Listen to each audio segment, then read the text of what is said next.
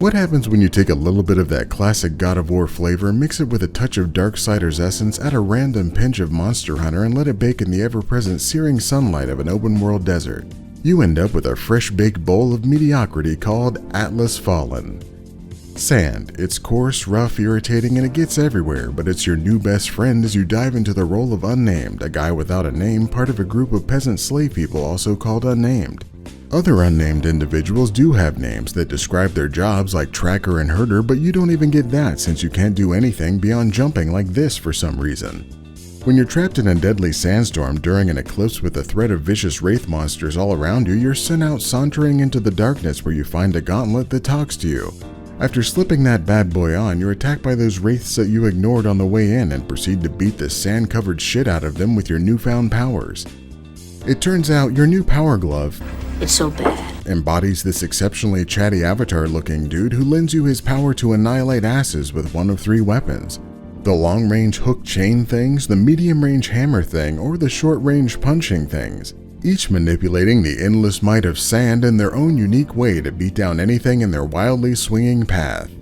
Soon after getting your mighty mitten back from a guy that just straight up takes it from you, you begin your journey sand-scooting down a path into your first open-world map.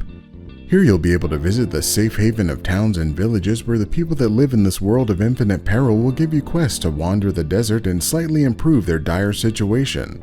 You can venture out to kill wraiths, find some people that were killed by wraiths, kill wraiths that were blocking access to important resources, and eliminate these giant towers of swirling sand and ominous sounds by killing a big-ass wraith. But killing wraiths is no less than 60% of the fun of this adventure as you take on boss-like combat at every turn, dodge rolling to safety and parrying by turning yourself into invincible sand, which then turns your enemy into crystallized sand. The larger of these enemies have individual parts, some of which shine with the bounty of extra resources if you can smash them off before finishing the fight.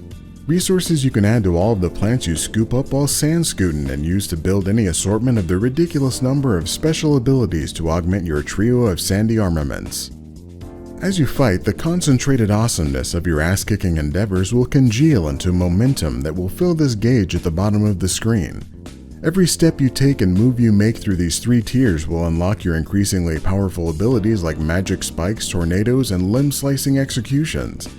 The more momentum you have, the more monster dicks you'll pound into the sand, but you'll also take more damage in the process, leaving you vulnerable to having your unnamed torso stuffed with monster claws. But fighting and scooting upon the sand aren't your only sand-related powers. You can also wield that sexy sand as a tool for lifting giant structures to slowly rebuild the world and let you explore the boundless platforming that makes up the rest of the game. You also have at least one potentially non-sand related power, and that's to walk slowly behind animals until they dig up a piece of a map you can collect and decipher its crayon drawings to unearth incredible treasures, like cosmetics. Atlas Fallen. Sand in the place where you are, now face north, think about that floating guy and wonder why he's staring at you. Despite its familiarities, Atlas Fallen is kind of a strange game. The story is a little generic and predictable, the voice acting varies from decent to outright annoying, especially from the disembodied Gauntlet voice, but the combat feels rich and can be pretty challenging at times. It's visually solid in most areas, but it will hit you with some awkward geometry glitches that can be a little annoying when traveling, but nowhere near as annoying as the design where enemies can back their way out of a fight, leaving them to reset to full health.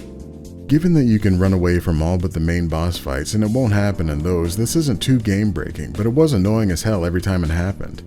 The combat is enjoyable through the vast majority of the game, but it seems like they put far more skills in there than was necessary.